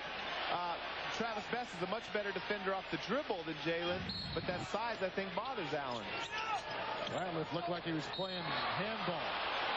And a quick foul. There's the aforementioned Ratliff, who picks up his first foul tonight. Played at the University of Wyoming. And the block shots even with 1:48 to play here in the third quarter. Well, and I think the name of the game right now for the 76ers have been defense. Even though they're scoring points, they're putting a lot of pressure on Indiana at half court. They've taken away a lot of the outside shooting. As a result of it, they've gotten down and gotten a lot of layups, just like they're doing right here. Smith picks up the foul as Lynch was off to the races. 4 fouls on Rick Smith. Well, the 76ers right now are instigating all the physical play, and Indiana's not responding. They're just kind of trying to not reacting to the plays, but the physical play, they're getting all the calls, and they're getting everything good happening to them right now, all the breaks. And that's why you want home court advantage. Because once you get in your own surroundings, the fans get involved. It helps your defense. It gives it incentive. It helps your fast break. It gives it incentive. Philadelphia is still searching for that killer instinct, putting teams away, and they're going to try to do that tonight. And if they do it, you can be very assured that they'll do it with defense. As you see 3 players, Lynch, Snow, and Iverson, in the top 20 in steals in the NBA. Well, they've got to do it with defense because when you force them to run their half-court stuff, they don't have a lot of outside shooters. But when they play good defense and can get out in the break, it makes them a totally different offensive team. They grab you by the throat, squeeze. Smith. Mullen, Crozier was covered. Rose on top, dueling with Iverson. Crozier to Rose. Austin Crozier sets it up well. Well, that's a great second effort by Crozier and a great pass to Rose. But, you know, the 76er defense, they're making it so much harder on the Indiana offense. They can't get the ball to the post players that they have an advantage on. What a pass by Snow. He floods it with a great feed inside. And what was significant with that is they got that off of their half-court set. That might have been one of the best shots that they've been able to get off of their half-court set. The rest of it has been off a fast break as a result of traps like that. Suffocating defense by Philadelphia. Iverson and Snow were teaming up on Rose. Well, we saw him working on this very play. He just turns and spins and throws the back door. It's a pre-called play by Larry Brown. And they're just going to take advantage of Smith, whose feet were stuck to the floor on that play. Geiger and Kukoc come in for Ratliff and George Lynch. With 51 seconds to play, we are in the third quarter. This is, as you can see, the first free throw attempt since the first quarter, and he didn't get it. Indiana is the #1 free throw shooting team in the NBA. Yeah, but they just don't get to the free throw line enough. Well, they don't have Reggie Miller, who's #2 in the league in shooting at the line. Well, you need a guy like Mark Jackson, who also is a great passer and gets people a lot of layups off the cut. We haven't seen Dale Davis in this half. Eric Snow, who played a couple years ago for Seattle, said he learned so much by listening to Nate McMillan and watching Gary Payton. That's what he says has made him the player he is now. Travis Best I tell you what, that 76er defense is really good now because they're defending the outside shooters and trapping as they did there an opportunity. Travis Best with the miss. Out of bounds it goes, and Philadelphia will have a little over 13 seconds with which to work as you take a look at Larry Brown, who is taking his 6th team in professional basketball to the playoffs, as he did last year with the 76ers. The only coach ever to do that. 6 different teams. And he's got these guys playing great defense. I don't know what he told them at halftime, but this defense is spectacular. Iverson. Rebound by Smith. Seconds will tick off. And Indiana, who at one time led by 14 points, trailing by 10 at the end of 3. Allen Iverson exploding in the third quarter with 10 points. 21 for the game, and the all-star starter from Hampton, Virginia, thriving in the city of brotherly love. At the end of 3, it's Philly by 10. Back here in our TBS NBA Monday Atlanta studio, I'm Ernie Johnson. Let's update what's going on between the Milwaukee Bucks and the Orlando Magic, specifically the injury to Milwaukee's Ray Allen. It happened late in the third quarter. Scramble for a loose ball. Ron Mercer rolled on Ray Allen's knee. Orlando team doctors have looked at Ray Allen. They say it is a sprained knee and that he will be re-examined tomorrow in Milwaukee and will have an MRI. Obviously, he is done for the night for the Milwaukee Bucks, who are in a tight game with the Orlando Magic. Orlando never had a lead in this game until late in the fourth quarter, and they've taken 3 two-point leads in this game. Orlando, if they win, with a shot at the playoffs. Milwaukee, if they win this game because they win the tiebreaker, would get in the playoffs. And this is a live look at TD Waterhouse Center, packed tonight to watch the Magic and the Milwaukee Bucks. It is 83-81. Milwaukee trailing Orlando. Pat Garrity with the bucket with 1:18 to go to give the Orlando Magic the lead. It is 83-81, 1:17 to go in that game. We will, of course, keep you up to speed on that, and we'll always have bonus coverage hanging around here, guys, in case we need that to bring you the live action. 83-81. Let's go back to Kev. Great job, Ernie. Thank you very much. You folks have kept us so much on top of a very important game in the Eastern Conference of the NBA. Our fourth quarter is underway. Eric Snow for Philadelphia throws it away. Chris Mullin just hit a 3 to inaugurate the fourth. And the 76ers lead is cut down to 7, 78-71. Indiana shooting 50%, Sixers 48%. Rose, bullets a pass to Best, and a beauty at one. Well, the difference is right now, the first 2 possessions, they're getting the ball to Chris Mullin. They've been fronting the low post, having a difficult time getting into the post. Chris has made 2 beautiful passes. A very underrated aspect of the game is the post speed. Sam Perkins in for Indiana. Tony Kukoc nails a 2-point shot. He got 3 championship rings playing with Michael Jordan in Chicago. Traded this past February, and he is thriving in Philadelphia. Well, that's just what the doctor ordered. In order for them to run half-court sets, he's got to help him with his outside shooting because he's a great outside shooter. Most of the baskets they've gotten have been transitional baskets. Jalen Rose. Rebound by George Lynch. He's got 5 points. They get 5 rebounds and 16 points as Jalen Rose hip checks Snow, and that's the 3rd on Rose. And that's a frustration foul right there on Rose because he thought that Snow did the same thing to him down at the other end, and that's what he's telling the official right now. Snow is tough. He tries to reflect his coach. Larry Brown, a one-time starting guard in the old ABA. Timeout with Philadelphia leading by 7. Ernie Johnson in our TBS NBA Monday studio. A live look as we bring you some bonus coverage of the Orlando Magic and the Milwaukee Bucks. It was a tie game until just seconds ago. The big dog, Glenn Robinson, not having a good shooting night, but ahead of the pack there to break an 83-83 tie. The Milwaukee Bucks lead it 85-83. They are 14.8 seconds away from earning a spot in the top 8 and a playoff berth in the Eastern Conference. They are up by 2 over Orlando. You see the time there. The Magic with the ball. Let's go to bonus coverage with David Steele and Jack Givens with the call. Glenn Robinson has made tonight might be the game winner. A breakaway layup. And the Magic using one of their remaining timeouts. They have one full timeout and one 20-second timeout still remaining. Tonight's Subway sub of the game. An outstanding job by Pat Garrity with 15 points. He hit a big shot on a rebound and putback. 6 rebounds for Pat.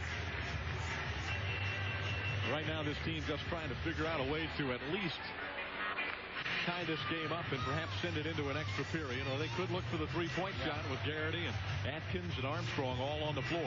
Well, I think what the Magic will try to do is get the ball in the hands of Chucky Atkins and see if Chucky can break the defense down and kick it out to the three-point line. The one problem is Chucky may not get the respect of the officials if there's contact. So that's a chance you take when you give him the ball. But you're exactly right. The Magic do have options of going to the three-point line. Irvin Johnson has been a huge factor in the paint for the Milwaukee Bucks. He's done a great job of closing off the inside. And while he has only 3 blocks in this game, I say only 3, he has 3 blocks in this game. He has forced a lot of other misses. So we'll see if Chucky Atkins is able to handle the ball and if he can create and get a shot for the Magic. The Magic just turned the ball over. Glenn Robinson hit an uncontested layup to give Milwaukee a 2-point lead. They led by 19 early. They led 24-5 early in the game. The Magic have battled back, and here we go. Garrity surrounded by Ham. Chucky for 3. Ham backs it out front with 2 seconds left. And that is the end of the basketball game. Milwaukee advances to the playoffs. The final score is 85-83 Bucks. A heartbreaker for the Magic, who scrambled back. And Chucky Atkins had a wide open look at a 3-point field goal. He's hit some big shots tonight, but could not knock down the one that probably would have spelled victory for the Orlando Magic. And Darrell Armstrong literally has to be scraped up off the floor. Well, tell you one thing, you can't ask for a better shot. I mean, you run your play, you get the look you want. It's the shot Chucky's made a bunch of here in the fourth quarter. I mean, really all season long. You get what you want out of it. It just doesn't go down. Well, here's the look that Chucky had. Unbelievably, Irvin Johnson gave Chucky ample room to get off a good shot. Boy, and Ham makes a great play, doesn't he? Yeah, just get it out of there. Just knock it down to the other end. Tim Thomas, our Sprint PCS player of the game. And bonus coverage here on TBS. And with that 85-83 win, the Milwaukee Bucks are in the playoffs. They are number 8 right now. Could still move up to number 7 depending on what Detroit does. But they are in, and that's what George Karl was looking for. And 85-83. And guys, I think back to a week ago tonight, before the first of these Monday night showdowns between these two, and Milwaukee was 2 games out and looking like, boy, they're cooked. But they have come back over the last week, and now they are in there. Well, I think that you have to say, Ernie, it's about time that this team started to play to their potential.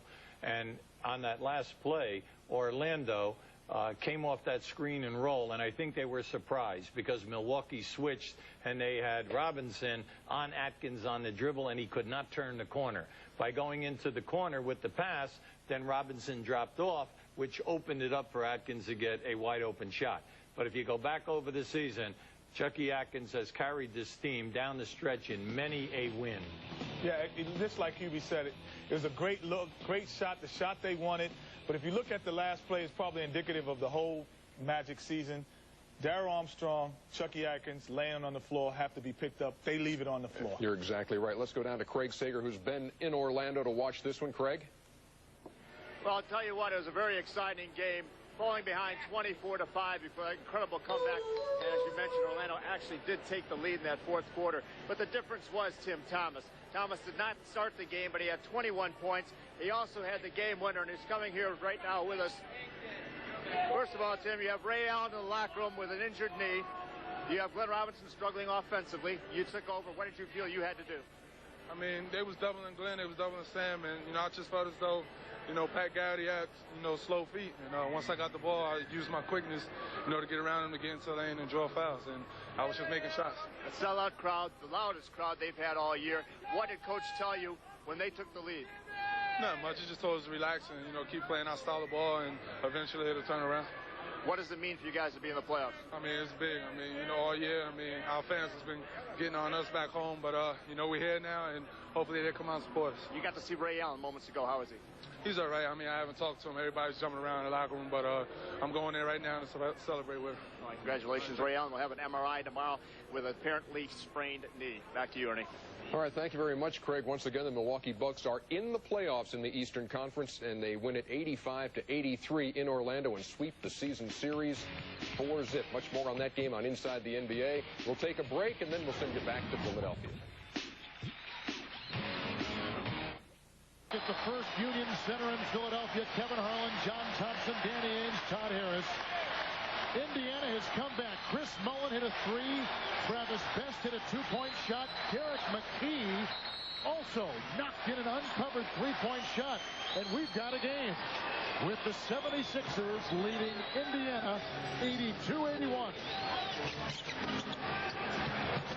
You see the shooting this quarter. It's Jalen Rose working on Eric Snow. Out to Perkins.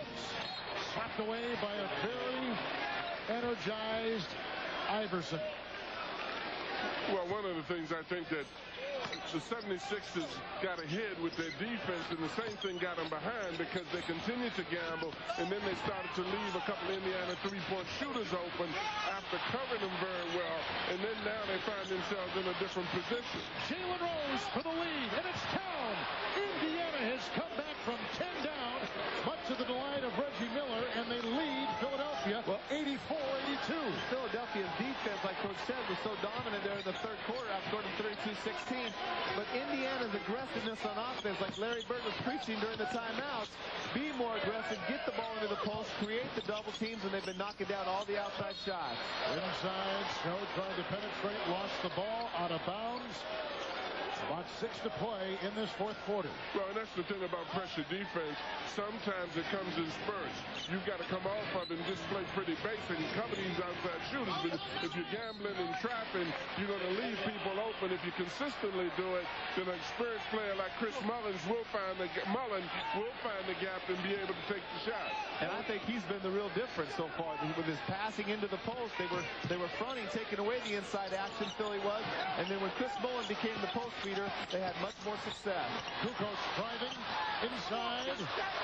Hill missed it. Again, they try and a foul. Remember now, Indiana has already claimed the top seed in the Eastern Conference. It's Philadelphia that has everything on the line. It's Philadelphia that needs to win tonight and tomorrow to get home court advantage in the first round. They are the team that is right now in the spotlight at center stage as Kukoc hits his first. Well, I've played shooting games, ping pong, golf, everything with Larry Bird. I've never seen him want to lose anything. Right. And, Chris Mullen, a great competitor. Jalen Rose, those guys all out there have been in this league a long time, and they want to win this game just as bad as any other. Well, what was interesting, when Kukoc came in early in the game, he sparked them with his passion. But then when he was out, the defense put them in a position the 76ers where they could get ahead. But now I'm wondering whether they can apply pressure with Kukoc in the game the way they could with him out of the game. Lynch is in. Ratliff is taking a seat on the Sixer bench. Travis Best. In for Mark Jackson, is injured, not playing tonight. Derek McKee hit a big three moments ago. Over Lynch. Oh! McKee has scored 5 crucial points in the fourth quarter. Yeah, that's a part of his game that he's capable of doing, but he just doesn't get a lot of opportunities. He prefers to pass. A lot of times he's just not aggressive offensively at all. Out of bounds it goes, and Philadelphia throws it away for their 12th turnover tonight.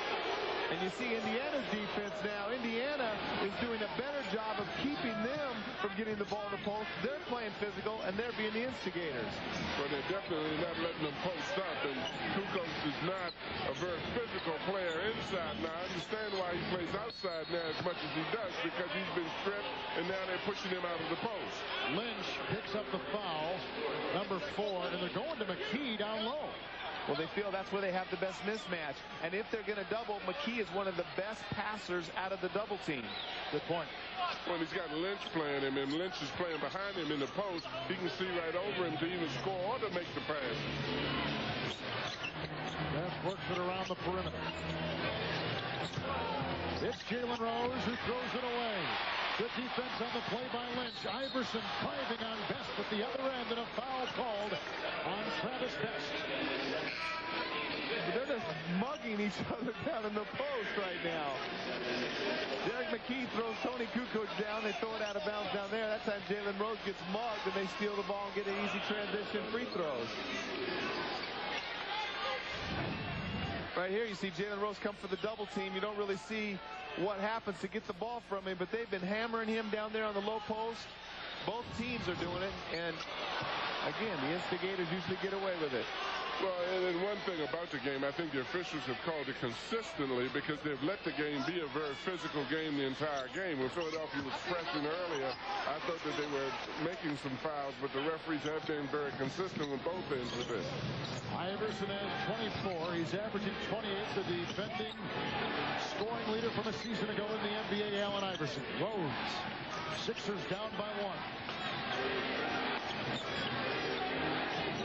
Looking for McKee. Oh, he just shed the defense of Kukoc and then missed an easy basket. That's too bad. It was a great patience by Rose. But there again, they front the post. They got away with it that time. It should have been an easy lay-in. Aaron McKee makes a rare appearance. Tony Kukoc at the three-point strike, missing the shot. Rose coming the other way. Well, and I'm telling you, when Kukoc passes so much, and he's a great shooter, that when they need him to shoot, his rhythm and his confidence is not there the way it should be at this point of the game.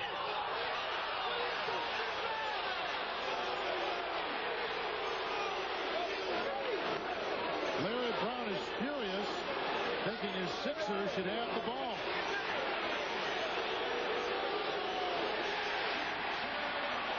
And I guess he was right. Sean Corbin came over and had a better view than Jim Clark. Well, you like to see that happen. You know, when something like that happens and the referees have the courage enough to say that they made the wrong call, you always have to respect them for that. I don't know why they called it. It wasn't out of bounds. It didn't hit anything behind the board. It didn't go over the backboard. It just went behind it from the side. Eric Snow firing to Kukoc. Picked up by McKee. They got the isolation. Now Perkins with some double. Snow through traffic to the hole. Tap a try by Hill. Won't go. Snow again. The shot clock buzzer went off, but inadvertently it hit the rim. And now Hugh Evans will go over and... Well, the Indiana bench is saying that it did not hit the rim. I think it hit the underneath portion of the rim. To the chagrin of Larry Brown. Philadelphia has gone over 7 minutes, Danny, without a field goal. They trail by 1 right now. Well, you know, again, I think Tony Kukoc needs to be more aggressive. He's got Derek McKee on him. I never did see the ball hit the rim. That ball looks like it goes right over the top of the basket, and they should not have reset the shot clock. Yeah, but I'm wondering what they could talk about in the middle of the floor that made them determine whether they hit the rim or didn't hit the rim. Remember, it was Larry Brown in Indiana that were in trouble last week in New York when a ball was guided in by Patrick Ewing on TBS NBA Monday. Iverson the miss right there. And the NBA admitted it was a mistake by Joey Crawford's crew. I agree with Coach Thompson. This crew has been very consistent tonight. They're letting both teams play physical. The question I have is what kind of officiating is there going to be in the playoffs? How they're supposed to do it or how they're letting them do it tonight? I like this game. I do too. It's just a great tempo to it. Foul called on Iverson, who picks up his second. And a timeout taken with under 3 minutes to play in a very important game for Iverson and the Philadelphia 76ers. They've won 8 consecutive games at home. They need to win tonight to keep that home court advantage alive. We have 4 fouls now. Both teams are in the bonus. No second shots. You, Allen, and Eric, you guys got to get matched up with their guards. And we can't put pressure up the floor. We need everybody on the board. You got McKee. We're not helping. All right? You got Sam. Is that how we're doing it? Philadelphia has been dynamite in close games, and they're in one right now, trailing by 1. The Philadelphia 76ers led by 10 at the end of 3. So that tells you what kind of fourth quarter Indiana has had. Well, Indiana came back out, giving them some of their own medicine. They got more aggressive defensively, and they created some problems for the 76ers as a result of it. Perkins, Rose, Mullen, McKee, and Travis Best. Knocked away by Snow. Picked up by Iverson. Almost lost it, and then gets it back in the calm hands of Eric Snow. Great defense by Snow right there, stripping Jalen. They're not going to try to double team. They're going to try to play Indiana head up on the block. Now that's the kind of shot that Larry Brown wanted, right? That mid-range jump shot from Iverson. He got the shot he wanted. That was kind of mid-range deep, though. Yeah. I think the thing that they responded to, Larry called for pressure. He said pressure about 4 times because he doesn't want to be posted because this Indiana team is much bigger than his team. 2.5 to play. Betts calls by Iverson, takes it inside. Picked up by Hill, back out to Iverson, setting up Philadelphia. Driving is Snow, wide open. Aaron McKee for 3. Rebound by Sam Perkins. Well, see, that's the same thing you talked about with Kukoc, because this kid is a good shooter also, but he's not accustomed to shooting during the course of the game. And now when you want to take those shots at the end, you don't have a comfort level, nor do you have rhythm. Perkins. Mullen for 3. Bullseye! What a great shot. He has a comfort level, Danny, and he has rhythm. And Perkins even threw the ball to him late. If he'd have got it to him on time, he probably would have got a better stroke. But that is just an amazing shot. 5 3-point shots for Chris Mullen. Pacers by 4. Snow into Rose. Picked up by Ratliff. 5 to shoot. Inside it goes. And whacked away as Snow is trying to penetrate. You think this guy is earning some minutes in the playoffs right now by his performance tonight? I know he's made a lot of these throughout his career, but he has not got a lot of playing time tonight.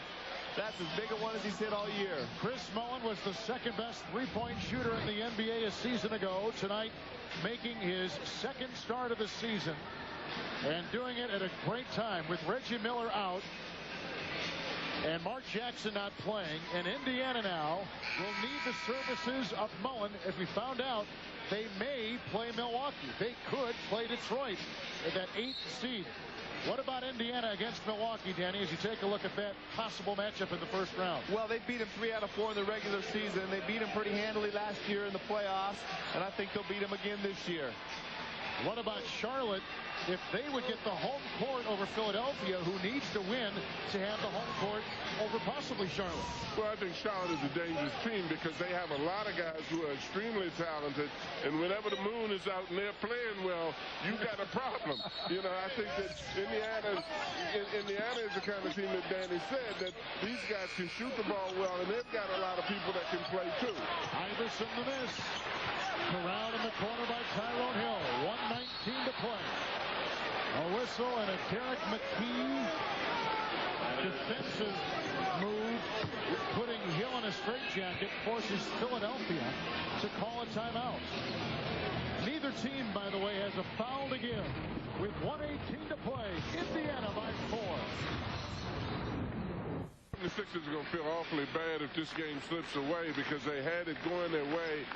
Good pressure defense getting out in the break, and now you're in a situation where they're being somewhat forced to play a half-court game as a result of not being able to stop Indiana at half-court and then being able to make 3-point shots. Philly has 2 timeouts. Indiana has 3. Iverson to Snow and over Rose. Philadelphia has not hit a field goal in almost 10 minutes. They're 1 of 14 in this fourth quarter. And that's what's killing them. That's how they started the game, too. They started the game shooting the ball miserably. Especially when you force them to play a half-court game. It appears that Allen is the only one looking to shoot. Snow took that shot. Maybe should have passed it to Kukoc, who was in his left-hand side. McKee almost got the tap. Here comes Snow, shifting gears the other way into a thicket of Indiana defenders. Kukoc with a huge three-point shot. Oh, that's a huge basket right there. It was a great job. No timeout. Snow pushed it up and tried to get 2 possessions for 1. Now they can back off, try to get a stop, and get the last shot for the win. Jalen Rose. And a foul on Philadelphia. It's on Snow, and he picks up number 4, and Larry Brown angry on the sideline. This is an example of two veteran players knowing the game situation. Kukoc, no hesitation, knew they needed to get a quick shot up to have the last possession. Well, Larry better be careful because he doesn't need a technical foul right now. He's in this referee's ear pretty hard. Jalen Rose, 2 of 6 from the free throw line. Hits right there, a career 73% free throw shooter. And Larry Brown is going to want a timeout after the second throw by Rose.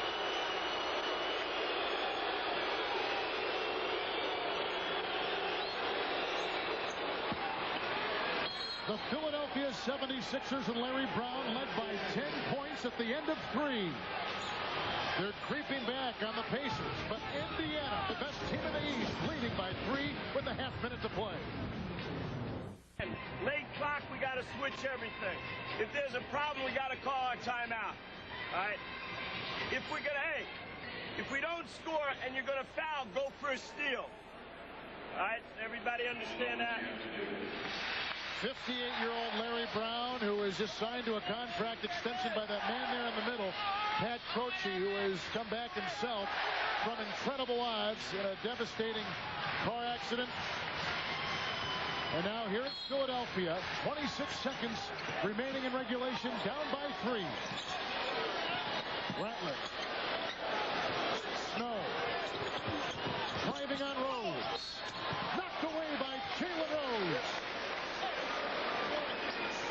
Well, and that's the advantage, again, of the height of the Indiana guards. And once you get that deep into the paint, if you're not going by somebody, you're going to have a lot of difficulty in going over them. Foul called on Jalen Rose. He has number 4. And here is Snow at the free throw line, a career 69% shooter. Tonight, 2 of 3. This year, 71%. Well, they got to have these 2 free throws. And then when Indiana inbounds the ball, they got to go for a steal, but try to foul him right away. You don't want to foul Chris Mullen. You can foul anybody else out there, but Chris Mullen, I guarantee you that. He's going to knock him down. Jalen Rose knocked down his last 2. And I've got some idea that he's going to run towards the ball.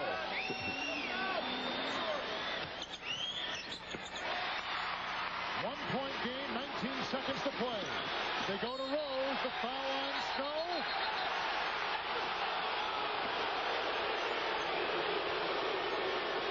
It is Indiana's ball. There is no foul. It's Indiana's ball. Hugh Evans reversed his call. Now he just pointed the wrong way. He knew who hit it out of bounds. That was the correct call. It's Best who gets tangled up with Allen Iverson. And a foul called on Allen. He has 3, and Best will be at the free throw line. Now the dilemma that Larry Brown has right now is he only has 1 timeout remaining. So you can go, if he makes these 2 free throws, you can go for the quick 2. Or is his team prepared enough to just take it up the court and try to score quick 2 out of transition here? Travis Best has not taken a free throw shot tonight. Indiana 6 of 10 from the line. Now that you're only going to be down 2 at the most right here, I think Larry Brown will take his last time out.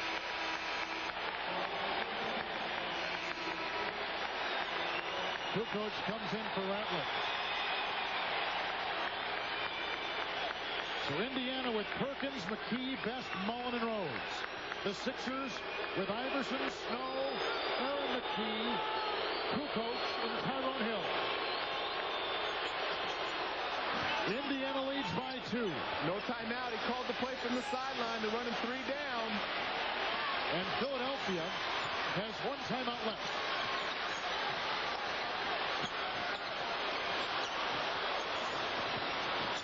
For the tie, he goes out to Kukoc. This to tie it.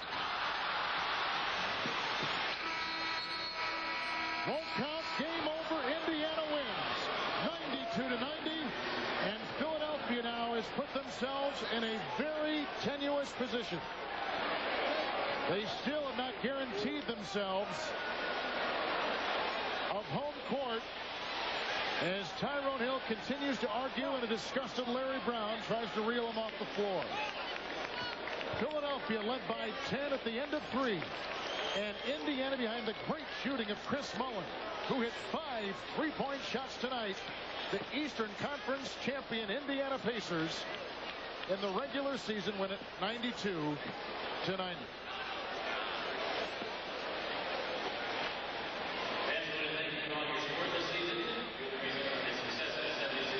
Final score, the Pacers 92, Philadelphia 90. The Pacers the #1 seed in the Eastern Conference, and Philadelphia will have to definitely win against Chicago tomorrow if they have any hope of home court in the first round. Our producer tonight, Mike Burks, our director, Lonnie Dale, and special thanks to Jock Gleason, David Husney, and Ars Coleman. Final score, Indiana wins it by 2, 92-90.